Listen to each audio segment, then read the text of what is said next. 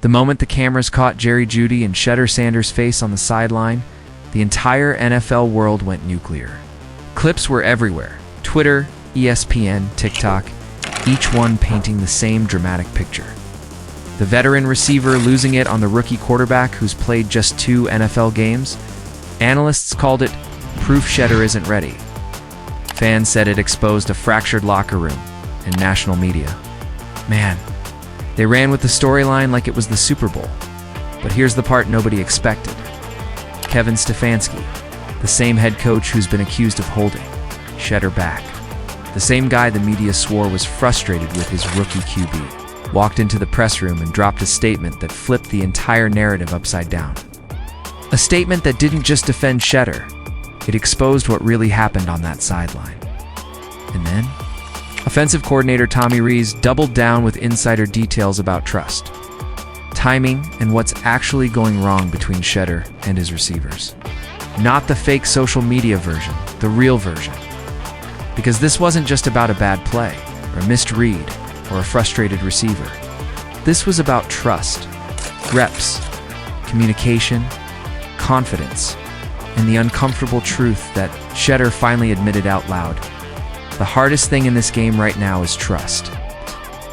What Stefanski said next, what Jeudy did afterward behind closed doors, and what Shedeur revealed in that emotional press conference, it changes everything. This isn't the story the media is telling. This is the real one. Asterisk the moment the clip went viral. The NFL world thought it had Shedeur. Sanders figured out. A rookie quarterback sitting on the bench reviewing plays on the tablet, when suddenly, Jeudy storms toward him, clapping aggressively, jawing at him while the cameras zoomed in like sharks smelling blood. 30 seconds of sideline footage became a national headline. Social media said Shedeur was overwhelmed. Analysts said the Browns receivers don't trust him. Some even claimed the locker room was slipping away from Kevin Stefanski. But inside the Browns building, the truth was nothing like what outsiders assumed. The blow-up didn't start because Jeudy was furious at Shedeur. It started because Jeudy was furious at himself, at the miscommunication, at the timing, at the frustration of a passing game that hadn't clicked since week 1. And what nobody on TV understood was that the missed throw wasn't because Shedeur panicked.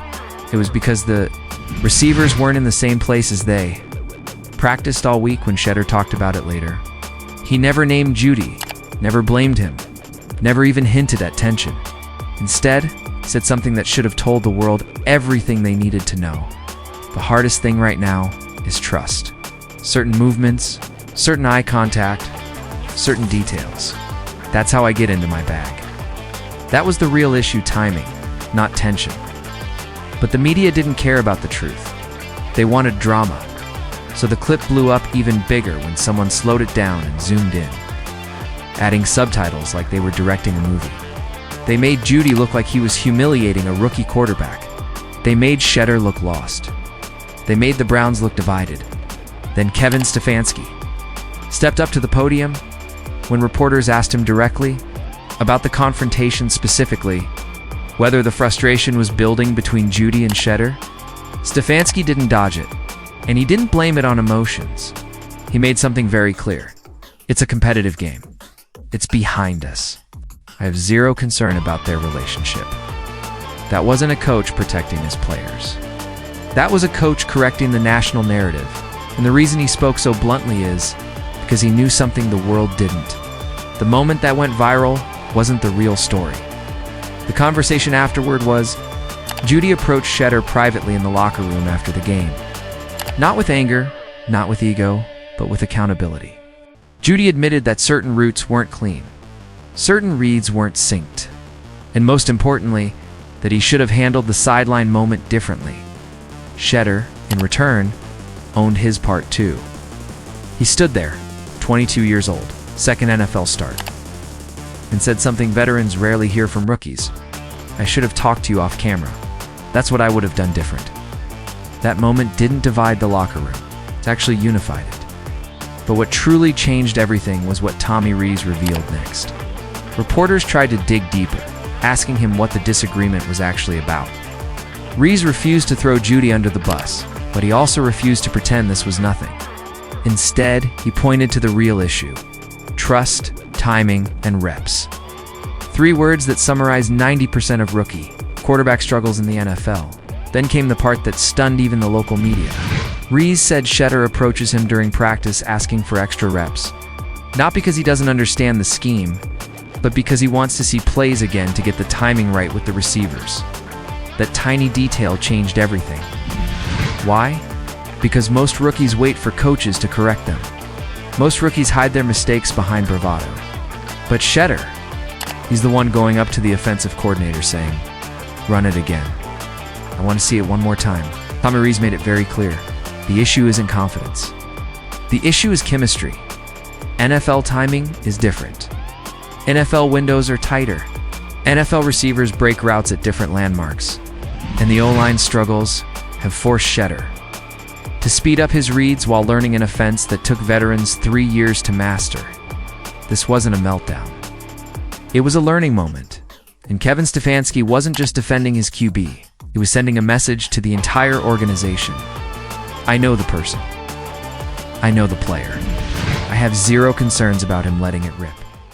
Down there at our stadium in front of our fans, guys are excited, know that we have to play our best, and that's obviously our focus. I thought we've had a good work week so far. Guys are focused, really pleased with the work, and then got some finishing touches, obviously, next couple days before we get down there. I do want to just make mention of Grant Delpit being the Cleveland Browns Walter Payton Man of the Year. Very, very deserving for Grant. I've gotten to see Grant come in here as a young player and mature on the field, off the field, and what he brings to this football team really is immeasurable. On the field, the physicality with which he plays, he is a DNA match for who we are, just embodies who we are on the field. And then off the field, same. Just the person that he is. He knows the platform that he has in this community, and he takes it seriously. So I applaud Grant. I think it's a great honor for him and his family. But with that, I'll take any questions. And letting it rip. While the outside world was judging a 20-second clip, Stefanski was evaluating hours of tape, thousands of reps, and the quiet leadership moments that fans don't see. This wasn't about drama. This wasn't about tension. This was about a rookie quarterback trying to build trust in a system still rearranging itself around him, and the real story was only getting started. While the sports world was busy replaying the sideline clip like it was the Zapruder film, something far more important was happening inside the Browns facility. The media wanted chaos. They wanted division. They wanted to turn Jerry Jeudy versus Shedeur Sanders into the next big locker room scandal. But Kevin Stefanski wasn't interested in giving them the story they were trying to write.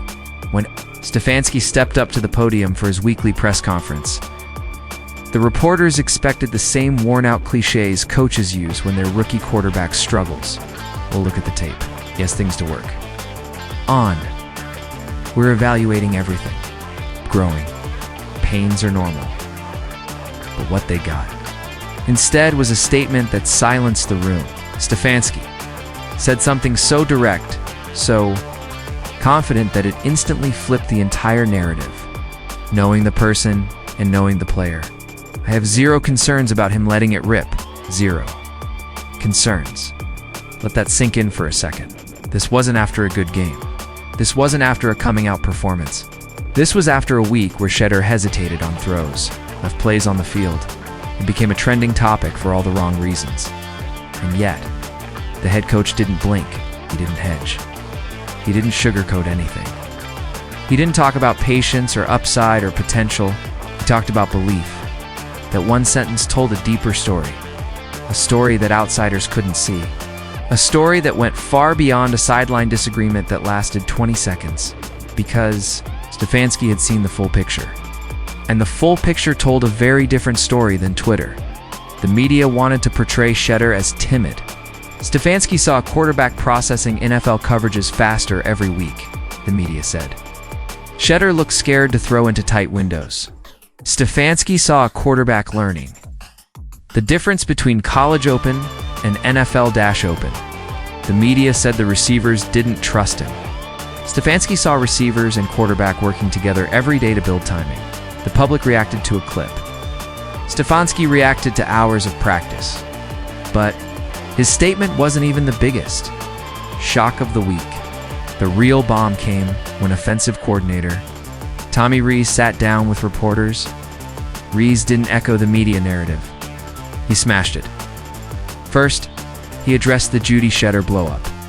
It's a competitive game. It's behind us. No concern about their relationship. But when reporters pressed him, so what exactly was the disagreement about? Rees shut it down instantly. I don't want to get into all the specifics there. Which told you everything you needed to know? If it were just a bad route, he'd say that. If it were just a missed read, he'd say that. But because there were deeper details connected to timing, trust, and scheme responsibilities, Rees refused to pin the blame on either side. That silence said more than any explanation could. But then, Rees revealed something far more important, something that no hot take show bothered to mention. Shedeur has been requesting extra reps, not suggested, not encouraged, not open to coaching. Shedeur is the one walking up to Rees saying, "Run it again. I need to see it one more time." That right there destroys the entire Shedeur lacks confidence narrative. A quarterback who's overwhelmed doesn't ask for extra reps. A quarterback who's afraid doesn't seek out more throws. A quarterback who's broken doesn't enter film sessions. Taking accountability for every mistake, Rees even mentions specific progress. Better operation, in and out of the huddle, cleaner communication at the line. Fewer protection issues caused by hesitation, growing comfort with NFL coverages. Learning when to trust his eyes and rip it. These aren't generic compliments. These are coaching staff level evaluations, the stuff they talk about in closed-door meetings. Meanwhile, nobody on TV wants to talk about the offensive line situation. Jack Conklin, out. Wyatt Teller, benched, then suddenly injured. KT Leon stepping in at right tackle. Kevin Jenkins, moving to right guard. A rookie quarterback dealing with rotating protection is always going to hesitate. That's not a confidence issue, that's survival mode. Yet Shedeur still held the offense, together long enough to show flashes. He still made anticipatory throws. He still kept his eyes downfield. He still avoided reckless mistakes that most rookies make under pressure. And when mistakes did happen, he owned them. That's why Stefanski wasn't concerned. That's why Rees wasn't concerned, because they saw the truth behind the scenes. A truth the national media either missed or ignored. Shedeur is progressing faster than the public realizes. But here's the part that caught the entire NFL world off guard.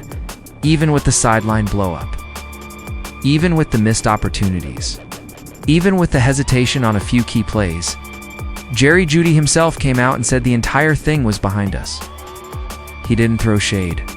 He didn't blame anyone. He didn't question his quarterback. He literally said, "We talked. We're good. Moving forward." And when you combine that with Stefanski's statement and Rees' insider details, a new picture forms the real picture. There is no division. There is no distrust. There is no crumbling locker room. The Browns aren't falling apart. They're building. And Shedeur Sanders isn't collapsing under pressure. He's maturing in real time. The outside world sees drama. Inside the building, they see development. And Chapter 3 is where everything flips. The national media thought they had their headline locked in. They thought the Jerry Jeudy sideline blow-up was the moment that exposed Shedeur, exposed the Browns, exposed the truth about the locker room. But what they didn't know, what they never bothered to ask, was what actually happened after those 14 seconds of viral chaos. Because behind the scenes, the Browns facility didn't implode. It didn't fracture. It didn't spiral. It evolved. In this chapter is where the real story begins. The clip everyone saw was Jerry Jeudy yelling toward Shedeur after a missed read. The clip nobody saw? What happened the second they walked off the field? Jerry approached Shedeur. Shedeur listened calmly. Both men talked through the route, the timing, the leverage, the read. No shouting. No ego. Just two competitors fixing a mistake?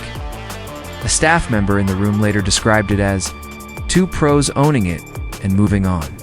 Nothing more. So when you heard Jeudy say in his interview, "It's behind us," we're on the same page. He wasn't covering anything up. He meant it. This wasn't resentment. This wasn't disrespect. This wasn't a broken relationship. It was frustration. The same frustration all great offenses go through in the NFL. Fans saw the 10-second version of Stefanski brushing the incident away, but the real statement, the full version, was much bigger. This was the key moment. Knowing the person and knowing the player, I have zero concerns about him letting it rip. Zero. Zero. A head coach does not say that lightly. Especially not after a rookie QB publicly admits he hesitated on open throws. Stefanski didn't defend a mistake. He defended the player because he sees what fans and media don't see. Shedeur sees the field, he's identifying windows, he knows where the ball should go. He's just learning NFL timing. Not skill, and he's progressing fast, and that's why the Browns coaches continue to repeat this one phrase. Natural maturation. It's not an excuse, it's an expectation. And Shedeur is on schedule. When the offensive coordinator sat down with reporters, he gave the single most important detail of the entire week, and almost nobody caught it. Rees said, Shedeur is asking for extra reps, not mandatory reps. Not assigned reps. Not walkthrough reps. Extra reps, Rees said. He comes up to me and says, I need to see that look again. That is not a rookie who's scared. That is not a rookie who's overwhelmed. That is not a rookie whose confidence is shaken. That is a quarterback who wants to master the speed of the NFL. This is exactly the trait coaches look for. It's why Rees broke down the improvements in detail. Cleaner huddle operation. Faster pre-snap communication, better line adjustments, improved pocket discipline, better ball security. Sharper timing on rhythm throws. These are not rookie flashes. These are quarterback traits that win careers. Here's what the media refuses to mention. The entire right side of the line changed. A rookie RTKT Leon was thrown into a starting role. Teller was mysteriously injured after being benched. Jenkins moved positions mid-game. Protection calls had to be simplified for any rookie quarterback. This is a nightmare. Burrow struggled behind a bad line. Trevor Lawrence struggled behind a bad line. CJ Stroud even struggled in camp until protection stabilized. But Shedeur, even with chaos around him, he stayed composed. He didn't panic. He didn't force bad throws. He didn't melt down. And that's exactly why Stefanski kept repeating, I have zero concerns. This was not Coach Dash speak. This was confidence. After the game, Shedeur went to the podium and didn't dodge anything. He literally admitted, I saw the windows. I hesitated. I need to rip it. One NFL staffer later said that was the moment the room bought in. He owned every mistake. Leadership isn't yelling. Leadership isn't pointing fingers. Leadership isn't going viral for the wrong reasons. Leadership is accountability. Shedeur showed it loudly, clearly, publicly, without fear, and that's why the Browns organization is now quietly telling reporters, we believe in this kid long term. We believe in this kid long term.